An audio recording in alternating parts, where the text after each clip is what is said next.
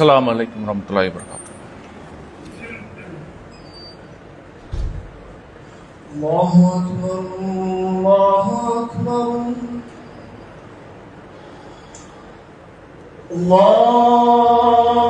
أكبر الله أكبر أشهد أن لا إله إلا الله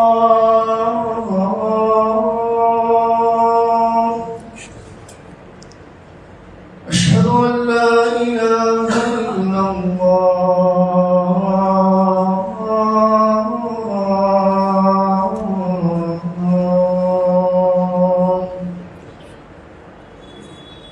أشهد أن محمدا رسول الله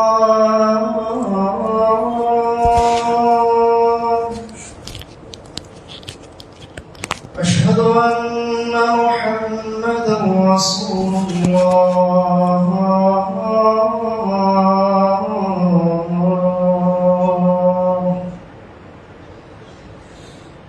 حي على الصلاة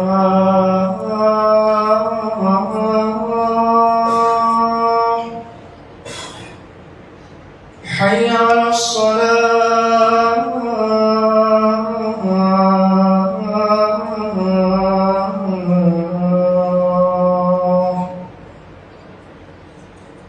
حي على الفلاح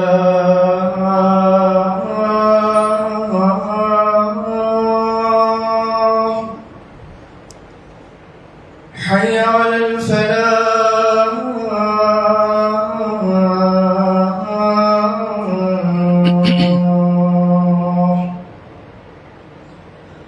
الله أكبر الله أكبر لا إله إلا الله.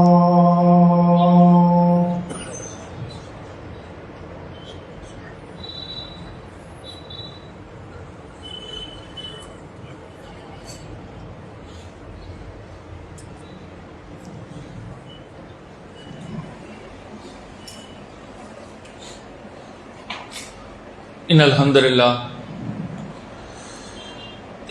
لله نحمده ونستعينه ونستغفره ونعوذ بالله من شرور أنفسنا ومن سيئات أعمالنا من يهده الله فلا مضل له ومن يضلل فلا هادي له وأشهد أن لا إله إلا الله وأشهد أن محمدا عبده ورسوله أما بعد أعوذ بالله من الشيطان الرجيم بسم الله الرحمن الرحيم يا أيها الناس اتقوا ربكم الذي خلقكم من نفس واحدة وخلق منها زوجها وبث منها رجالا كثيرا ونساء واتقوا الله الذي تسألون به والأرحام إن الله كان عليكم رقيبا يا أيها الذين آمنوا اتقوا الله حق تقاته ولا تموتن إلا وأنتم مسلمون اللهم صل على محمد وعلى آل محمد كما صليت على إبراهيم وعلى آل إبراهيم إنك حميد مجيد اللهم بارك على محمد وعلى آل محمد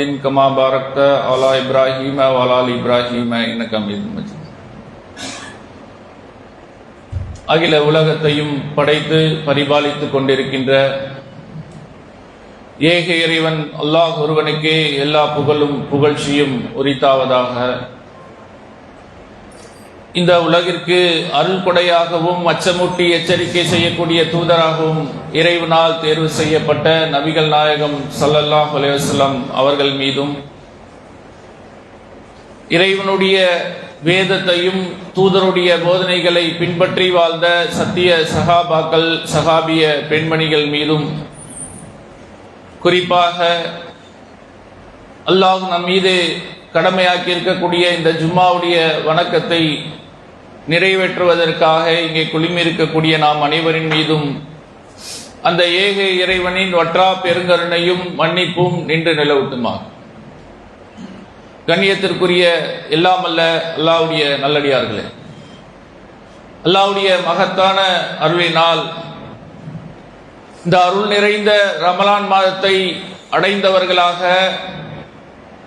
நோன்பு நோற்றவர்களாக, பல நன்மையான காரியங்களில் ஈடுபடக்கூடியவர்களாக, தான தர்மங்களை வாரி வழங்கக்கூடியவர்களாக நாம் எல்லாம் இருந்து கொண்டிருக்கின்றோம். பொதுவாக பெரும்பான்மையான மக்களிடத்தில் இருக்கக்கூடிய ஒரு நினைப்பு என்னன்னா, அமல் என்றால் அது தொழுகை, நோன்பு நோற்பது, தான தர்மங்களை செய்வது. இதை ஒருவர் சரியாக செய்தால், பள்ளியோட தொடர்பில் இருந்தால் அதுவே போதுமானது என்று நினைக்கக்கூடிய மக்களாகத்தான் பெரும்பான்மையான மக்கள் இருக்கிறாங்க. நான் 5 வேளை சரியா தொழக்கூடியவனாக இருக்கிறேன், ரமலான் மாதம் வந்தால் நோன்பு நோக்கக்கூடியவனாக இருக்கிறேன், தான தர்மங்களை வழங்கக்கூடியவனாக இருக்கிறேன், இதை நான் சரியாக கடைபிடித்தாலே போதுமானது என்று நினைக்கக்கூடிய மக்கள் பெரும்பான்மையாக இருப்பதை பார்க்கும். ஆனா படைத்த ரப்புல் ஆலமீன் அவனுடைய திருமறை குர்ஆன்ல ஒட்டுமொத்த மூமின்களுக்கும் ஒட்டுமொத்த சமுதாயத்திற்கும் ஒரு மிகப்பெரிய பொறுப்பை, மிகப்பெரிய கடமையை வழங்கி இருக்கின்றான். இந்த ரமலான் மாதம் நோன்பு நோக்கிறோம். எதற்காக நோன்பு நோக்கிறோம்? இந்த ரமலானில் தான் புனித குர்ஆன் அருளப்பட்டது. ஷஹ்ரு ரமலான் அல்லதி உன்சில ஃபீஹில் குர்ஆன், இந்த குர்ஆனை நாம் ரமலானில் தான் அருளினோம், அதற்காக நீங்கள் நோன்பு வையுங்கள் என்ற அந்த இறை கட்டளையை நாம் நிறைவேற்றிக் கொண்டிருக்கின்றோம். அதற்காக நான் நோன்பு நோக்கிறேன், இறையச்சத்தை அடையக்கூடியவனாக இருக்க வேண்டும் என்பதற்காக நான் நோன்பு நோக்கிறேன் என்று சொல்லக்கூடிய நாம் அதே திருமறை குர்ஆன்ல, அல்லாஹ்வுடைய வேதத்தில் அல்லாஹ் சொல்லக்கூடிய மிக முக்கியமான ஒரு பணியை சரியாக செய்யாதவர்களாக வாழ்ந்து வந்துட்டோம். அல்லாஹ் என்ன சொல்றான்? இந்த உலக மக்கள்ல நீங்கள் சிறந்த சமுதாயமாக தேர்ந்தெடுக்கப்பட்டிருக்கீங்க. ஏன் தெரியுமா? நீங்கள் நன்மையை ஏவுகிறீர்கள், தீமையை தடுக்கிறீங்க. அதனால் அல்லாஹ் உங்களை சிறந்த சமுதாயமாக ஆக்கியிருக்கிறான். அல்லாஹ்வை தொழுவது மட்டுமில்ல, ரமலானில் நோன்பு நோற்பது மட்டுமல்ல, தான தர்மங்களை வாரி வழங்குவதில் மட்டுமல்ல, அதைவிட மிக முக்கியமான ஒரு அமல், இந்த மக்களுக்கு நன்மையை ஏவி தீமையை தடுக்கக்கூடிய இந்த அழைப்பு பணியை அல்லாஹ் நம் மீது கடமையாக்கி இருக்கிறான். இது வேறு எந்த சமுதாயத்திற்கும் வழங்கப்படாத ஒரு பொறுப்பு. அல்லாஹ்வுடைய தூதர் அவர்கள் சொல்றாங்க, கானத் பனி இஸ்ராயில் கசுசுல் அன்பியா குல்லமா அலக்க நபியுன் வ அலக்க நபியுன். முன் சென்ற அந்த பனி இஸ்ராயில் சமுதாயத்திற்கு ஒரு நபி மரணித்து விட்டாலோ கொல்லப்பட்டாலோ அல்லாஹ் இன்னொரு நபியை அனுப்புவான். நமக்கு முன்பாக வாழ்ந்த சமுதாயங்களுக்கு அல்லாஹ் எப்படி பண்ணியிருக்கிறான்? ஒரு நபி கொல்லப்பட்டாலோ அல்லாஹ் இறந்து விட்டாலோ அவருக்கு பதிலாக இந்த கொள்கையை எடுத்து சொல்லக்கூடிய பொறுப்பை இன்னொரு நபி கொடுப்பான். ஆனா அல்லாஹ்வுடைய தூதருடைய சமுதாயமாக இருக்கக்கூடிய நமக்கு என்ன? நாம் தான் இந்த பொறுப்பை சுமந்திருக்கக்கூடியவர்களாக, சிறந்த சமுதாயமாக, மனித குலத்தில் தோற்றுவிக்கப்பட்ட சிறந்த சமுதாயமாக நாம் இருப்பதுடைய காரணம் என்னன்னா, அல்லாஹ் இந்த பொறுப்பை நம் மீது விதிச்சிருக்கிறான். இந்த கொள்கையை எடுத்து சொல்லக்கூடிய மக்களுக்கு நேர்வழியை, சரியான வழியை, சத்தியத்தை எடுத்து சொல்லக்கூடிய மிக முக்கியமான பொறுப்பை அல்லாஹ் நம்ம கிட்ட கொடுத்திருக்கிறான். ஆனா நாம என்ன பண்றோம்? திருமறை குர்ஆனை ஓதக்கூடியவர்களாக இருக்கிறோம், அதை அறியக்கூடியவர்களாக, அதை பின்பற்றக்கூடியவர்களாக இருக்கிறோம். அதோடு நாம் நிறுத்திடுறோம். அதை பிற மக்களுக்கு எத்தி வைக்கக்கூடிய அந்த அழைப்பு பணியை செய்யக்கூடியவர்களாக நாம் இருக்கிறோமா? அதுல நாம் ஆர்வம் காட்டுறோமா? சிந்திச்சு பாருங்க. மற்ற அமல்களுக்கு கொடுக்கக்கூடிய முக்கியத்துவம், அதற்கு நாம் செய்யக்கூடிய முயற்சிகள், அல்லாஹ்வுடைய மார்க்கத்தை எத்தி வைக்கக்கூடிய ஒரு பணிக்காக நாம் இருக்கிறோமா? அல்லாஹ் தனது திருமறை குர்ஆன்ல சொல்லும்போது, ஓர் இறை நம்பிக்கையாளன், ஒரு மூமின் சொல்லக்கூடிய அழகான வார்த்தை எது தெரியுமா? அல்லாஹ்வை ஏற்றுக்கொண்டு நம்பிக்கை கொண்டு நல்லறங்கள் செய்து அல்லாஹ்வின் பாதையில் மக்களை யார் அழைக்கிறாரோ அவர் தன்னை முஸ்லீம் என்று சொல்லிக் கொண்டால் அதுதான் அழகான சொல். நாம் என்ன நினைக்கிறோம்? நான் பின்பற்றுறேன், நான் தொழுகிறேன், நான் நோன்பு வைக்கிறேன், நான் ஒரு மூமீன், நான் ஒரு முஸ்லீம் என்று நாம் சொல்றோம். படைத்த ரப்புல் ஆலமீன் என்ன தெரியுமா சொல்றான்? நீங்கள் நன்மையை ஏவுகிறீர்கள், நன்மையான விஷயங்களை பின்பற்றுகிறீர்கள், அதை ஏற்றுக்கொண்டிருக்கீங்க, நம்புறீங்க, அதை செய்கிறீர்கள். அதோடு சேர்த்து நன்மையை நோக்கி நீங்கள் அலையுங்கள்.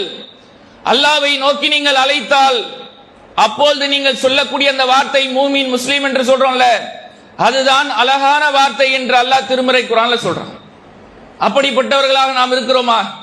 அல்லாஹ்வுடைய மார்க்கத்தை எத்தி வைப்பதில் ஆர்வம் காட்டக்கூடியவர்களாக நாம் இருக்கிறோமா? சிந்திச்சு பாருங்க.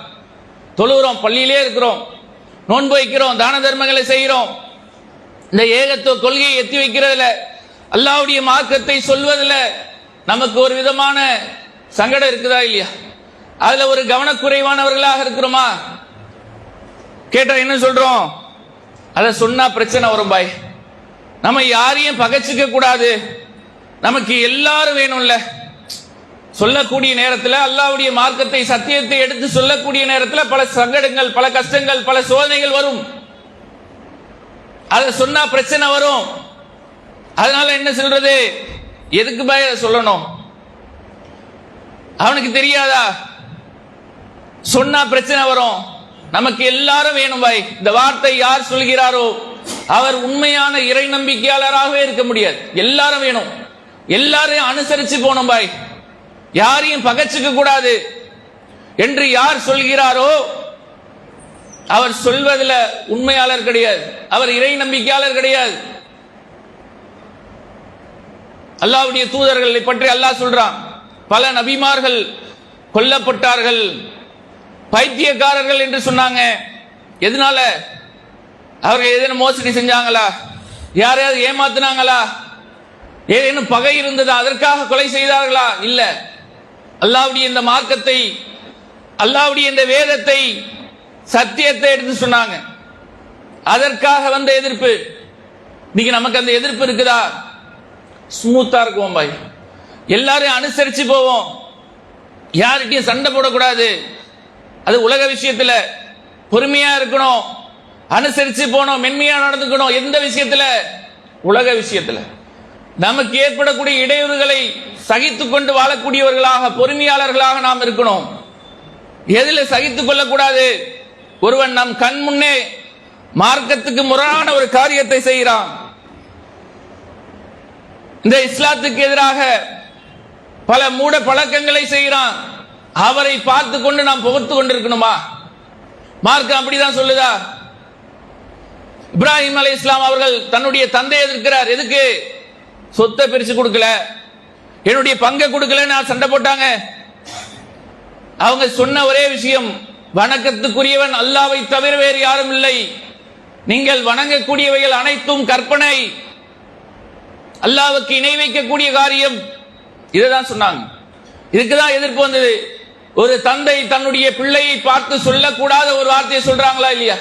உன்னை கல்லால் அடித்து கொன்றுவேன் சொல்லுவாங்களா யாராவது? பெற்ற பிள்ளையை பார்த்து யாரேனும் இந்த வார்த்தையை சொல்லுவோமா? அவர் சொல்றார். எதனால? இந்த கொள்கையை எத்து வச்சதுனால, இந்த ஏகத்துவ கொள்கையை சொன்னதுனால. இதற்கு வரக்கூடிய அந்த சோதனை, இந்த எதிர்ப்பு நமக்கு வந்திருக்கா? நாம் அந்த கஷ்டத்தை, அந்த சோதனை எதிர்கொண்டிருக்கிறோமா? ஏன்னா நம்ம சரியா சொல்லல, அதை உண்மையே சொல்லல. அல்லாஹ் திருமறை குர்ஆன்ல சொல்றான், நான் தொழுகிறேன், நான் நோன்பு வைக்கிறேன், நல்ல அமல்கள் செய்கிறேன், மற்ற இதெல்லாம் மறந்துடுறேன் என்று நாம் இருந்தால் அல்லாஹ் சொல்லக்கூடிய மிக கடுமையான தண்டனை தெரியுமா? யார் திருமறை குர்ஆனுடைய ஒரு பகுதியை ஏற்று ஒரு பகுதியை மறுக்கிறார்களோ அவர்களுக்கு அல்லாஹ் சொல்லக்கூடிய எச்சரிக்கை. நாம் அப்படிதானே? நல்லா சொல்லுவோம் பாய், தொழுவை சொல்லுவோம், யாரும் எதுவும் சொல்ல மாட்டாங்க.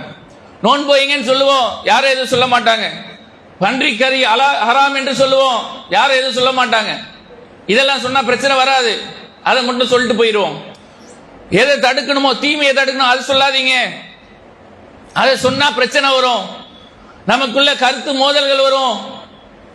அவங்க கூட நான் வியாபாரம் பண்றேன், அது பாதிச்சிரும், குடும்ப உறவுகள் பாதிச்சிரும் என்று நாம் நினைக்கிறோம்ல. அதற்கு அல்லாஹ் சொல்லக்கூடிய கடுமையான எச்சரிக்கை. இந்த திருமறை குர்ஆனுடைய ஒரு பகுதியை ஏற்று ஒரு பகுதியை நீங்கள் மறுக்கிறீர்களா? அவர்களுக்கு இந்த உலகத்தில் இழிவும் நாளை மறுமையில் கடுமையான வேதனை இருக்கு. இந்த உலகத்திலையும் இழிவு இருக்கு, சும்மா இல்ல, நாளை மறுமையில் கடுமையான வேதனை இருக்கு என்று அல்லாஹ் சொல்றானா இல்லையா? எது நமக்கு தேவையோ, எது இலகுவோ, எதனால பிரச்சனை வராதோ அதை மட்டும் சொல்றது. எதை சொன்னா பிரச்சனை வருமோ அதை சொல்றது இல்லை. ஏன்னா அப்படியே போயிருவோம், ஸ்மூத்தா போயிருவோம், யாருக்கிட்டையும் எந்த பிரச்சனையும் வேணாம். அல்லாஹ்வுடைய எச்சரிக்கை அஞ்சு கொள்ளுங்கள். அடுத்து என்ன? எவ்வளவு பேர் இருக்கிறாங்களே சொல்றதுக்கு ஆள் இல்ல. எவ்வளவு ஆலிம்கள் இருக்கிறாங்க, எத்தனையோ ஜமாத்துகள் இருக்குது, எத்தனையோ அமைப்புகள் இருக்குது. அவங்க சொல்லிட்டு போட்டுமே, நமக்கு என்ன இருக்கு? நமக்கு வேலையே சரியா இருக்குதே பாய். கடையை பார்க்கறதுக்கே ஆள் பத்தல, மனைவி மக்களை பார்க்கறதுக்கே ஆள் பத்தல, பொருளாதாரத்தை ஈட்டுறதுக்கே ஆள் பத்தல. யாரா சொல்லிட்டு போறாங்க பாய், அது நமக்கு என்ன என்று அசால்ட்டா இருக்கிறோமா இல்லையா? அவர்கள் அதை சரியாக சொன்னா பிரச்சனை கிடையாது. கொள்கையை சரியா சொல்றாங்களா இருக்கக்கூடிய ஆலிம்கள்? அல்லாஹ்வும் அல்லாஹ்வுடைய தூதர் சொன்னதை அப்படியே அந்த சத்தியத்தை உண்மையாக எடுத்து வைக்கிறாங்கன்னா இல்லையே. இன்னைக்கு வரைக்கும் பார்க்கிறோமா இல்லையா? நோன்பு நோக்கக்கூடிய நேரத்தில் அந்த சகருடைய நேரத்தில் என்ன ஓதுறாங்க? நியத் என்ற பெயர்ல நவைத்துன் சௌமஹதீன் அன்னதாயி ஃபர்லி ரமலானி ஹாதி சனத்தி இல்லாஹி தஆலா, இந்த வருடத்து ரமலான் மாதத்து ஃபர்லான நோன்பை நாளை பிடிக்க இன்னைக்கு நியத் செய்கிறேன். எப்படி நாளைக்கு இருப்பார் அவரு? நாளைக்கு இருந்தா தானங்க நோன்பு வைக்க முடியும். அட்வான்ஸா இது யார் கத்து தந்தது? பள்ளியில உட்கார்ந்து சொல்றாங்களா இல்லையா? நோன்பு திறக்கும் போது ஓதக்கூடிய துவா அந்த அட்டையிலேயே போட்டு அனுப்புறாங்களா இல்லையா? யார் செய்யறா? யாரை சொல்லுவாங்க? யார் ஆலிம்கள் என்று சொல்றோமோ அவர்கள் செய்யக்கூடிய வேலை தானே. அல்லாஹ்வுடைய தூதரை பின்பற்றுங்க என்று சொன்னா அதை விட்டுறது. அல்லாஹ்வுடைய தூதர் 8 ரக்காத்து 20 தொழுகை தொழு வச்சிருக்காங்க. 8 + 3 இவங்க என்னது 20 ரக்காத்து. சமூக வலைதளத்தில் பார்த்தேன், ஒருவர் என்ன பண்ணிருக்கார், முழு குரானை 7 மணி நேரத்தில் ஓதிக்கிறார். 7 மணி நேரத்தில் நின்று அப்படியே என்னது முழு குரானை ஓதி இருக்கிறார். அதுக்கு கீழே ஒரே கமெண்ட், அல்ஹம்துலில்லாஹ், அல்லாஹ் அக்பர். மார்க்கம் அப்படி சொல்லிச்சா? அல்லாஹ்வுடைய தூதர் இப்படி சொன்னாங்களா? உங்களை நீங்கள் சிரமப்படுத்திக்கங்க, உங்களை கஷ்டப்படுத்திக்கங்க, ஒரே நேரத்தில் ஓதி முடிச்சிருங்க. ஒருத்தர் இங்கிருந்து ஹஜ்ஜுக்கு போறார், கேரளால இருந்து நடந்தே போறாராம். இதெல்லாம் என்னது? இப்ப யார் சொல்றது? நாம சொல்லணுமா இல்லையா? நமக்கு என்னன்னா நமக்கு தெரியாத, நாம என்ன ஆலிம்களா, பெரிய அறிஞர்களா? அவன் கேட்பான்ல, குர்ஆன் உனக்கு ஓத தெரியுமா, அரபி தெரியுமா என்று நம்ம கேட்பான்ல. அல்லாஹ்வுடைய தூதர் யார்? யோசிச்சு பாருங்க. அல்லாஹ் திருமறை குர்ஆன்ல சொல்றான், உம்மி நபி என்று சொல்றான். எழுத படிக்க தெரியாது, பேசுவாங்க. தாய்மொழி என்ற அடிப்படையில் அரபிய பேசுவாங்க. எழுத தெரியுமானா தெரியாது, படிக்க தெரியுமானா படிக்க தெரியாது. நமக்கு கூட எழுத தெரியல சில பேருக்கு. அல்லாஹ்வுடைய தூதர் அல்லாஹ் தேர்ந்தெடுத்தானா இல்லையா? அல்லாஹ் அப்படியா சொல்றான், தோற்றுவிக்கப்பட்ட சமுதாயத்தில் நீங்க தான் சிறந்த சமுதாயம். ஏன் தெரியுமா? நன்மை ஏவுகிறீர்கள், தீமையை தடுக்கிறீங்க. அல்லாஹ் சொல்றானா இல்லையா? சமுதாயத்தையே சொல்றான். அல்லாஹ் என்ன சொல்லியிருக்கணும்? ஆலிம்கள் தான் சொல்லணும், நன்மை ஏவுங்கள், தீமையை தடுங்க. 7 வருஷம் படிச்சவரே ஹாஃபில் தான் சொல்லணும், இமாம்கள் தான் சொல்லணும். அப்படியா அல்லாஹ் சொல்றான்? இன்னொரு வசனத்தில் அல்லாஹ் சொல்றான், 9ஆம் அத்தியாயத்தில், நம்பிக்கை கொண்ட ஆண்களும் நம்பிக்கை கொண்ட பெண்களும் உற்ற தோழர்கள். ஏன் தெரியுமா? நன்மையை ஏவுகிறார்கள், தீமையை தடுக்கிறாங்க. ஆண்களுக்கு மட்டும் இல்ல, பெண்களுக்கும் அது கடமை. பெண்கள்லாம் தாவா பண்ணக்கூடாது. வீடு வீடா போய் தாவா பண்றாங்களே போய் பார்க்கறதுக்கே ஒரு மாதிரி இருக்குதே. மாலா நிக்கலாம், தப்பு கிடையாது. பார்க்கிறோமா இல்லையா? தாவா பண்ண போனா அது ஒரு தப்பு. பெண்கள்லாம் வரலாமா? மார்க்கம் எப்படியா சொல்லுது? அல்லாஹ்வே குர்ஆன்ல சொல்றாங்க, நம்பிக்கை கொண்ட ஆண்களும் நம்பிக்கை கொண்ட பெண்களும் உற்ற தோழர்கள். நன்மையை ஏவுறாங்க, தீமையை தடுக்கிறாங்க, அது அவர்கள் மீதும் கடமை. அல்லாஹ்வுடைய தூதர் தன்னுடைய இறுதி பேரரிலே சொன்னாங்களா இல்லையா, என்னிடமிருந்து ஒரே ஒரு செய்தியை நீங்கள் பெற்றாலும் பிறருக்கு எத்தி வைங்க. இதோட வேற என்ன வேணும்? ஒன்னே ஒன்று தெரிஞ்சா போதும், ஒரே ஒரு நபி மொழியை தெரிந்து கொண்டால் போதும், அதையும் சொல்லுங்க. சொல்பவரை விட கேட்பவர் அதிகமாக புரிந்து கொள்வார், அறிந்து கொள்வார். அல்லாஹ்வுடைய தூதர் சொல்றாங்க, யார் சொல்றாங்களோ அவர்களை விட அதை கேட்பவர்கள் விளங்கிக் கொள்வார்கள் என்று அல்லாஹ்வுடைய தூதர் சொல்றாங்கன்னா மார்க்கம் எந்த அளவுக்கு வலியுறுத்தி சொல்லுது. ஆனா நம்ம என்ன சொல்றோம், நமக்கு தெரியாது. அல்லாஹ் திருமறை குர்ஆன்ல ஒரு வரலாற்று பாடத்தை எடுக்கிறான். அந்நம்ல் என்று சொல்லக்கூடிய அத்தியாயத்தில், எறும்பு என்ற அத்தியாயத்தில் அல்லாஹ் உங்களுக்கும் எனக்கும் நாம் அனைவருக்கும் ஒட்டுமொத்த மனித சமுதாயத்திற்கும் அழகான வரலாற்றை எடுத்து சொல்றான். என்ன தெரியுமா, சுலைமானும் அவருடைய படைகளும் வந்து நிக்கிறாங்க. அப்போ ஒரு எறும்பு என்ன பண்ணுச்சான், தன்னுடைய சமுதாயத்தை போய் சொல்லுதான். என்ன சொல்லுது, சுலைமானும் அவருடைய படைகளும் வருது, உங்களுடைய கூடுகள்ல நீங்கள் பாதுகாப்பா இருந்துக்கங்க. ஏன் வந்தாங்கன்னா மிதிச்சிட்டாங்கன்னா நம்ம மௌத்தாயிருவோம். அதனால அந்த சமுதாயத்திற்கு அந்த ஒரு எறும்பு எச்சரிக்கை செய்தான். அல்லாஹ் எதுக்கு இதை சொல்லணும், நமக்கு குர்ஆன்ல எதுக்கு சொல்லணும்? ஒரு எறும்பு தன்னுடைய சமுதாயத்தை காப்பதற்காக அது பேசுது, அந்த சமுதாயத்தை எச்சரிக்கை செய்யுது. சுலைமான் அலைஹிஸ்ஸலாம் அவருடைய வரலாற்று அல்லாஹ் சொல்லிட்டு போயிடலாமே, அதுல நமக்கு படிப்பினை இருக்குது. ஏன் இந்த எறும்பு சொன்னது அல்லாஹ் சொல்றான்? சிந்திக்க மாட்டோமா? ஒரு எறும்புக்கு இருக்கு தன்னுடைய சமுதாயத்தின் மீது அக்கறை, உனக்கு இல்லையான்னு அல்லாஹ் கேட்கிறான். அதே அத்தியாயத்தில் 20வது வசனத்துல ஊது ஊது பறவை, ஒரு பறவை சுலைமான் அலைஹிஸ்ஸலாம் வந்து சொல்லுது, பக்கத்து நாட்டில் ஒரு ராணி இருக்கிறா. அது எவ்வளவு அழகான விஷயத்தை எடுத்து சொல்லுது பாருங்க. பக்கத்து நாட்டில் ஒரு ராணி இருக்கிறா, அல்லாவை விடுத்து சூரியனை வணங்கக்கூடியவர்களாலும் அவளும் கூட்டமா இருக்கிறாங்க. யாருக்கு தாவா பண்ணுது? சுலைமான் அலைஹிஸ்ஸலாம் அவர்கிட்ட வந்து சொல்லுது.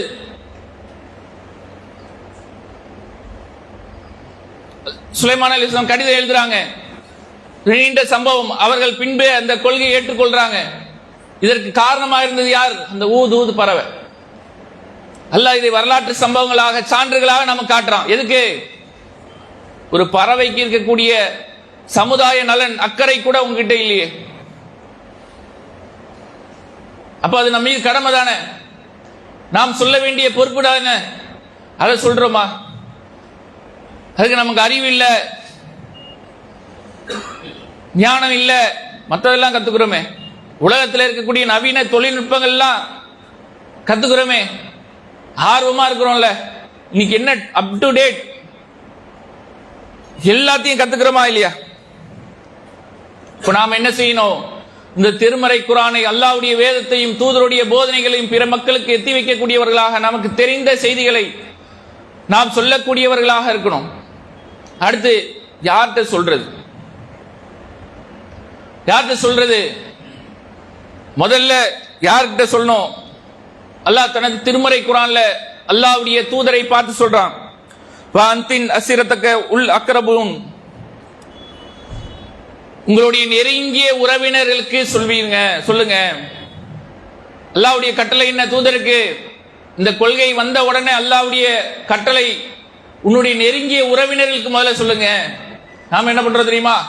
சில பேர் ஊருக்கெல்லாம் சொல்லுவாங்க, உலகத்துக்கெல்லாம் சொல்லுவாங்க, வீட்டில் சொல்றதுக்கு பயம். பாய் சில பேர் பெரிய திறமையான ஆள் மாதிரி என்ன வேணா பயன்படுத்திக்கோங்க, எல்லாத்துக்கும் கூப்பிடுங்க, தாவா கூப்பிடுங்க, வேலைக்கு கூப்பிடுங்க, பள்ளி வேலைக்கு கூப்பிடுங்க, எல்லாத்துக்கும் நான் செய்யறேன். என் பிள்ளைய கூப்பிட்றாதீங்க பாய், அவன் படிக்கிறான், அவன் கலெக்டர் ஆயிடுவான், அவன் டாக்டர் ஆகணும், அதெல்லாம் ஆகணும் தான், அல்ஹம்துலில்லாஹ் ஆகட்டும். அல்லாஹ்வை மறந்தா, அல்லாஹ்வுடைய தூதரை மறந்துட்டா, இந்த கொள்கையை மறந்துட்டா, நீ பாக்குறமா இல்லையா? இன்னைக்கு பாக்குறோம், பெண்கள் எல்லாம் வழி தவறி போறாங்களா இல்லையா? சமூக வலைதளங்களை நாம் சொல்லவே தேவையில்லை, அதுக்கு பேசணும்னா பேசிக்கிட்டே இருக்கலாம். நடக்குதா இல்லையா? அப்ப நாம் குடும்பத்திற்கு முதல்ல சொல்லணும். அல்லாஹ் திருமறை குர்ஆன்ல சொல்றான், யா அய்யுஹல்லதீன ஆமனூ கூ அன்ஃபுஸிக்கும் வ அஹ்லிக்கும் நாரா, நம்பிக்கை கொண்டவர்களே, உங்களையும் உங்கள் குடும்பத்தாரையும் நரக நெருப்பிலிருந்து பாதுகாத்துக்கங்க. ஏன் தெரியுமா? நரகத்துடைய எரிபொருள் மனிதர்களும் கற்களும் தான். நரகத்தை எச்சரிக்கை ஊட்டுறான்ல. குடும்பத்தார்கிட்ட சொல்லு, குடும்பத்தை பாதுகா. நீ மட்டும் தொழுகிற, நான் ஏகத்துவாதியா இருக்கிறேன், கொள்கையில இருக்கிறேன், என் அண்ணன் அப்படி இல்லை, என் தம்பி அப்படி இல்லை, சொல்றது உங்க வேலை. யாரையும் நேர்வழி கொண்டு வர முடியாது. சொல்ல வேண்டியது உங்க கடமை. சொல்றோமா? நீ பாக்குறோம் நம்முடைய முஸ்லிம் சமுதாயம் மூட நம்பிக்கைக்கு உதாரணமா இருக்கிறாங்க. மார்க்கத்தின் பெயரால் இல்லாத அனாச்சாரங்களை செய்யறாங்கல்ல, அவங்களுக்கு சொல்றோமா? எது நபி வழி? தொழுகை அல்லாஹ்வுடைய தூதர் வழிகாட்டி இருக்கிறாங்க, நோன்பிற்கு வழிகாட்டி இருக்கிறாங்க, இன்ன பிற அமல்களுக்கு வழிகாட்டி இருக்கிறாங்க. எல்லாத்துக்கும் அல்லாஹ்வுடைய தூதர் நமக்கு வழிகாட்டி இருக்கிறாங்க. ஆனா இன்னைக்கு பார்த்தா நம்ம சமுதாயம் என்ன பண்ணுது? ஃபாத்தியா பூரிய வச்சு ஃபாத்தியா ஓதுறாங்க, கொழுக்கட்டையை வச்சு ஃபாத்தியா ஓதுறாங்க. மாற்று மத சகோதரர்கள் எதெல்லாம் கடைபிடிக்கிறார்களோ அதை அப்படியே கடைபிடிக்கிறாங்க. அவங்க பழனி ஆண்டவர்னா நம்மால் என்னது? நாகூர் ஆண்டவர். அவன் மஞ்சள்னா நம்மால் சந்தனம். அவன் காவி கொடினா நம்மால் என்ன? பச்சை கொடி. எல்லாத்தையும் அப்படியே நிக்க வைத்து வணங்கினா நம்மால் படுக்க வச்சு வணங்குறானா இல்லையா? மறுக்க முடியுமா? இல்ல யார் சொல்லுவா? அல்லாஹ்வுடைய தூதர் வருவாங்களா இனி பிறகு? நாம தானே சொல்லணும். நேரம் ஒதுக்கணுமா இல்லையா? உலக வாழ்க்கைக்கு எவ்வளவு நேரம் ஒதுக்குறோம்? ஒரு தொழிலை செய்வதற்கு, அற்பமான இந்த உலகத்தில் அழியக்கூடிய ஒரு விஷயத்தை செய்வதற்காக நேரத்தை ஒதுக்குறோம்ல. அப்பா ஒரு 4 பேர் இருக்காங்க, நிர்வாகிகள் இருக்காங்க, அவன் செஞ்சிருவாங்க. தாய்கள் இருக்கிறாங்க. நாளைக்கு அல்லாஹ் கேள்வி கேட்டா பதில் சொல்லுவோமா? இன்னைக்கு இஸ்லாத்துக்கு எதிராக எவ்வளவு கடுமையான விமர்சனங்கள் வைக்கிறாங்க. இஸ்லாம் பிற்போக்கான மதம், பெண் அடிமையை போதிக்கக்கூடிய மதம் சொல்றாங்களா இல்லையா? தீவிரவாதத்தை பரப்பக்கூடிய மதம். யாரப்பா சொல்றாங்க? அல்லாஹ்வுடைய மார்க்கத்தை, அல்லாஹ்வுடைய தூதர் சொல்றாங்களா இல்லையா? இஸ்லாம் என்றாலே பிறர் நலம் நாடுறதுதான். அத்தீனு நசிகா. இஸ்லாம் என்றாலே பிறருடைய நலம் நாடுறதுதான். தொழுகைக்காக வரக்கூடிய நேரத்தில் மக்களுக்கு இடையூறா ஒரு பொருள் கிடக்கு, அதை எடுத்து போட்டு வர கொஞ்சம் தாமதம் ஆயிடுச்சு தொழுகை. அல்லாஹ் அவர் கூலியை கொடுப்பானா இல்லையா? அல்லாஹ்வை வணங்குவதற்காக கொஞ்சம் நேரம் தாமதமாக வந்தாலும் மக்களுக்கு இடையூறான இருந்த ஒரு பொருளை அகற்றுவதற்காக நன்மையை தரக்கூடிய மார்க்கம். ஒரு நாய்க்கு தண்ணீரை புகற்றினதற்காக அவருடைய பாவங்களை மன்னித்து சுவனத்தை தந்த ஒரு மார்க்கம். யார் மனிதர் மீது இரக்கம் காட்டலையோ அவர்கள் மீது அல்லாஹ் இரக்கம் காட்ட மாட்டான் அப்படின்ற மார்க்கம். இது எப்படி தீவிரவாதத்தை போதிக்கும்? இதை நாம் எடுத்து சொல்லணும்ல. இன்னைக்கு எத்தனையோ மாற்று மத சகோதரர்கள் வழி தெரியாம இருக்கிறாங்க. சமத்துவம் இல்ல, பிரிவினை பார்க்கிறாங்க, ஜாதி கொடுமைகள் இருக்குது, வன்முறைகள் இருக்குது, ஏற்ற தாழ்வுகள் இருக்கு. இது இல்லாத ஒரு விஷயம் எங்க இருக்கு? அவங்க கேள்வியா கேட்கிறாங்க. ஒரு ஆணிலிருந்தும் ஒரு பெண்ணிலிருந்தும் படைக்கப்பட்டவர்கள் என்று சொல்றீங்க. உங்களதுல சாஃபி, அனஃபி, மாலிகி, அம்பலி இவ்வளவு இருக்கு பாய். அப்போ இந்த அழைப்பு பணியை செய்ய வேண்டியது நம்ம கடமையா இல்லையா? அவர்களுக்கு எடுத்து சொல்ல வேண்டியது நம்முடைய பொறுப்பா இல்லையா? அதுக்கு நேரத்தை ஒதுக்கணுமா இல்லையா? நாளைய தினம் நாம் உயிரோடு இருப்போமான்னு ஏதாவது சத்தியம் இருக்குதா? அடுத்த நோன்பு நான் இருப்பேன் பாய், அதுக்கப்புறம் பார்த்துக்கலாம், யாரையும் ஒரு ஆள் சொல்ல முடியுமா? அப்போ நாம் என்ன, நம்முடைய வேலை தொழுகை மட்டும் நோன்பு மட்டும் கிடையாது. அல்லாஹ்வுடைய மார்க்கத்தை மக்களுக்கு எத்தி வைக்க வேண்டிய பணி என்னுடையது. அதை ஒவ்வொரு நாளும் செய்யணும். ஒன்றாக தனியாக நம்முடைய வாழ்க்கையில அமல்படுத்தணும். நம்ம பார்த்து நிறைய பேர் இஸ்லாத்துக்கு வரணும். இந்தியாவில் இஸ்லாம் எப்படி வந்தது? இங்கே வியாபாரம் செய்ய வந்தவர்கள், அவருடைய நேர்மை, அவருடைய ஒழுக்கம், அவருடைய அமல்கள், அதை பார்த்துதான். ஆனா நம்மால பார்த்தா என்ன ஆகும்? பாய் கடைக்கு போவாத, ஏன் அவன் எக்ஸ்ட்ரா வைப்பான், பொருள் நல்லா இருக்காது, தரமானதா இருக்காது, கலப்படம் இருக்கும், அந்த மாதிரி மாத்திட்டோமா இல்லையா? இப்போ அந்த நிலை மாறணும்னா இந்த மார்க்கத்தை எத்தி வைக்க வேண்டிய பொறுப்பு, இந்த மார்க்கத்தை சரியாக அல்லாஹ்வுடைய வேதத்தையும் அல்லாஹ்வுடைய தூதரையும் சரியாக பின்பற்றக்கூடிய கடமை பொறுப்பு நமக்கு இருக்கு என்பதை நாம் விளங்கிக் கொண்டு அப்படிப்பட்ட அந்த கொள்கை உணர்வோட அழைப்பு பணி சிந்தனையோட வாழக்கூடிய பாக்கியத்தை எல்லாம் வல்ல இறைவன் உங்களுக்கும் எனக்கும் தந்தருள் புரிய வேண்டும் என்று பிரார்த்தித்து முதல் உரையை நிறைவு செய்கிறேன். வாஹிர்தாவானா அல்ஹம்துலில்லாஹி ரப்பில் ஆலமீன்.